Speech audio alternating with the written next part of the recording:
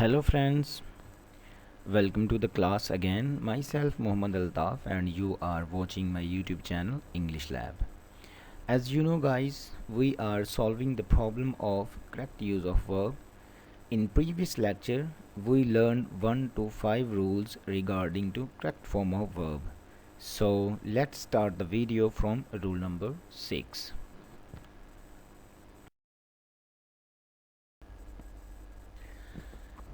In past perfect tense, when we see these words when before in the part of sentence, then we use second form of verb with these words. In remaining part of sentence, we use had with third form of verb.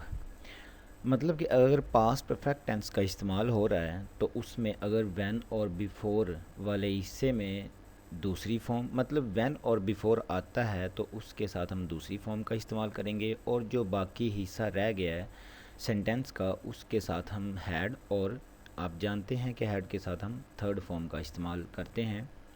Example के through clear करते हैं। Example number 1 है she dash tea before I reach there. She had taken tea before I reach there. हमने पिछली example में देखा था कि पिछले रूल में हमने पढ़ा है कि अगर हमारे पास व्हेन या बिफोर वाला हिस्सा आता है तो उसके साथ हम सेकंड फॉर्म का इस्तेमाल करेंगे और जो सेंटेंस का बाकी हिस्सा है उसके साथ हैड और थर्ड फॉर्म का इस्तेमाल करेंगे। तो लिहाजा इसमें दूसरी एग्जांपल देखें जी आप, when I dash there she had taken T. तो व्हेन आई रीच्ड मतलब कि व्हेन के साथ मैंने सेकंड फॉर्म का इस्तेमाल किया है और अगले हिस्से में मैंने हैड और उसके साथ थर्ड फॉर्म का इस्तेमाल किया है। जैसा कि when I reach there she had taken tea, जब मैं वहाँ पे पहुँचा तो वो चाय ले चुकी थी या पी चुकी थी। The guest had gone before I reach at home. और एग्जाम्पल नंबर 4 है the patient had died before the doctor came. The light had gone before I entered the room. Rule number 7 है in this rule we will discuss 3 segments of conditional sentence. तो इसमें rule number 7 में हम discuss करेंगे कि हमारे पास कितनी conditions हैं और किस किस तरह उनका इस्तेमाल करना है और उनके साथ कौन सी करेक्ट फॉर्म ऑफ वर्ब हमने लगानी है। तो आए जी देखते हैं। If any conditional sentence belong to future tense and when we see these words when if, इसमें कहा गया है कि अगर कोई भी आपका फ़िक्रा जिसका ताल्लुक फ्यूचर से हो मतलब मुस्तकबिल से हो तो उसके साथ अगर व्हेन या इफ़ का इस्तेमाल किया गया हो तो उसमें हम क्या करेंगे जी, प्रेजेंट टेंस का इस्तेमाल करेंगे और दूसरे हिस्से में फ्यूचर इंडेफिनिट इस्तेमाल करेंगे। मतलब इफ़ और व्हेन के साथ हम प्रेजेंट टेंस का इस्तेमाल करेंगे। एग्जाम्पल देखते हैं जी। एग्जाम्पल नंबर 1 है if you will dash hard you will succeed. तो अब इसमें हमने विल का इस्तेमाल नहीं करना, इफ़ के साथ हम कभी भी विल नहीं लगाएंगे। ये हमारे पास शर्तिया फ़िक्र है और इसका ताल्लुक मुस्तकबिल से है तो इसके साथ हम विल का इस्तेमाल नहीं करेंगे। एग्जाम्पल नंबर देखते हैं जी जिसकी जो इसकी सॉल्व एग्जाम्पल है if you work hard you will succeed.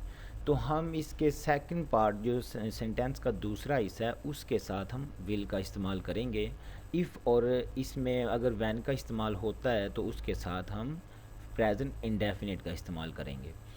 तो एग्जाम्पल नंबर 2 है when he will dash hard he will pass. When he works hard he will pass. तो इसमें भी हम विल का इस्तेमाल नहीं करेंगे। तो ये जी जिसका कॉम्बिनेशन विल मतलब फ्यूचर इंडेफिनिट और प्रेजेंट इंडेफिनिट के साथ हो तो वो हमारे पास फर्स्ट कंडीशन होती है। तो ये हमारे पास फर्स्ट कंडीशन होगी जी। आगे जी हमारे पास जो अगला अगला पार्ट है वो है इसका कंडीशनल सेंटेंस का सेकंड पार्ट है।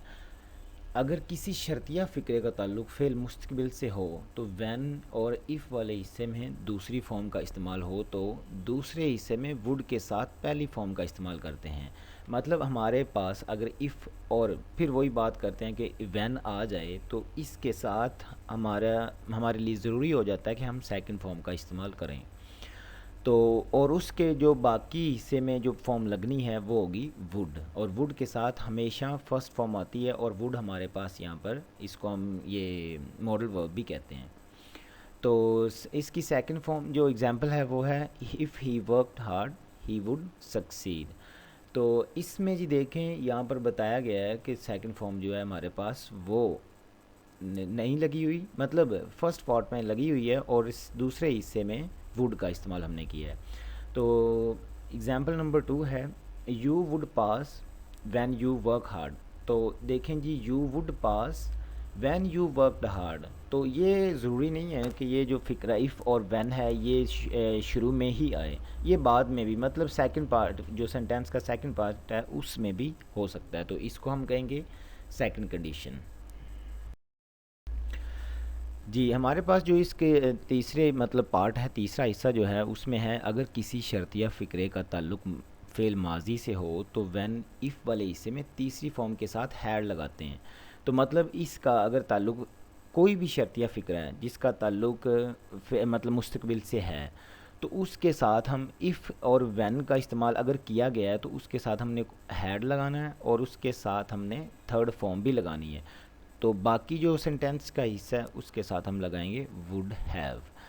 तो आए जी एग्जांपल देखते हैं if he work hard he would have passed. तो हमने देखा कि अगर फ़िक्रे में हमारे पास इफ़ और व्हेन वाले हिस्से में हैड और थर्ड फॉर्म लगी हुई है तो जो दूसरा हिस्सा है उसके साथ हम वुड हैव का इस्तेमाल करेंगे। दूसरी एग्जांपल देखें जी ग्रीन में if he had worked hard he would have passed या ही वुड हैव सक्सीड। तो दूसरी एग्जांपल है when Aslam dash the college the pen would have rung the bell.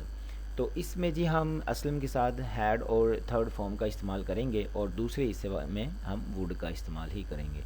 तो ये होगी हमारे पास थर्ड कंडीशन। अगला जी रूल नंबर है हमारे पास 8। If the first part of the sentence based on past tense then we should also use past tense in the second form of the sentence, ये second part of the sentence. तो अगर जी हमारे पास past tense का इस्तेमाल किया गया है sentence में, हमने देखा है कि हमने पास्ट टेंस इस्तेमाल किया है तो उसके दूसरे हिस्से में भी हम पास्ट टेंस का ही इस्तेमाल ही करेंगे। जैसा कि हमारे पास अगर एग्जाम्पल आ जाए he said that he dash to college on foot.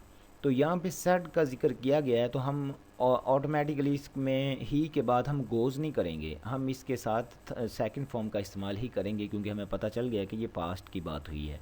तो सेड ऑलरेडी सेकंड फॉर्म लगी हुई है तो इसका दूसरा हिस्सा जो है वो शुरू होगा दैट के बाद। तो दैट के बाद जो गो है इसको हम कर देंगे वेंट, जैसा कि he said that he went to college on foot. Second example है हमारे पास he told me that he dash ill, he told me that he was ill.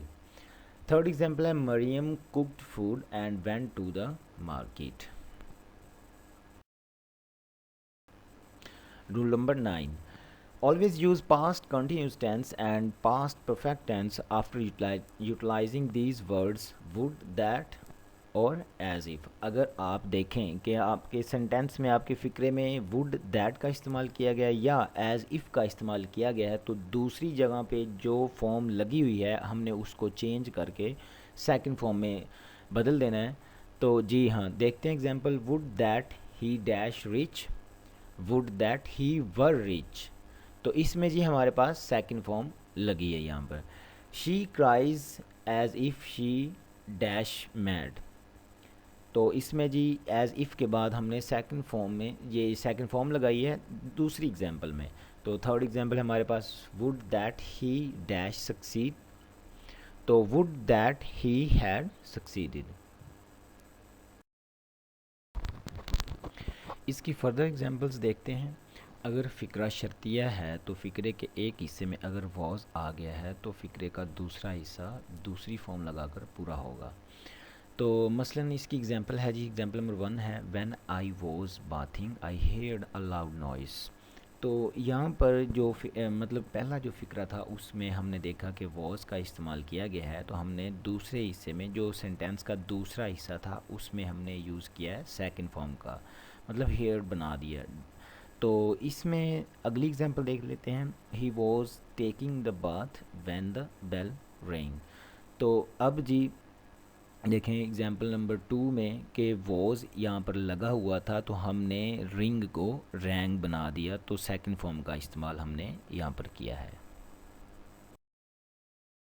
Rule number 10 हमारे पास, always used first form of verb after putting infinitive to in the sentence. अगर आपके पास फ़िक्रे में कहीं भी टू आ जाए तो उसके बाद हमने फर्स्ट फॉर्म का इस्तेमाल करना है। उससे पहले जौन सा मर्ज़ी वर्ब इस्तेमाल किया गया है, जौन सा मर्ज़ी हेल्पिंग वर्ब इस्तेमाल किया गया, लेकिन अगर सेंटेंस में आपने टू का इस्तेमाल किया है तो टू के बाद आप कभी भी सेकंड थर्ड फॉर्म या कोई हेल्पिंग वर्ब कोई भी नहीं लगा सकते। उसके बाद आप हमेशा एक फर्स्ट फॉर्म लगाते हैं। एग्जांपल देख लेते हैं, he come to dash me yesterday. तो यहाँ पर मीट मैंने लिखा था फर्स्ट एग्जांपल में, तो दूसरी जो इसकी सॉल्व एग्जांपल है वो है मीट, मतलब कि उसको चेंज नहीं किया गया। टू के बाद मीट का इस्तेमाल ही करना है हमने, इसको सेकंड फॉर्म मेट या थर्ड फॉर्म मेट नहीं करना। He had to go to college on foot. तो यहाँ पर जी गो को भी वेंट या गॉन हमने नहीं किया, जस्ट गो ही रखा है। Thank you for watching this video and please subscribe my YouTube channel and press the bell icon for more videos। तो मिलते हैं जी एक अगली वीडियो में, तब तक अपना बहुत सारा ख्याल रखिएगा। अल्लाह हाफिज़।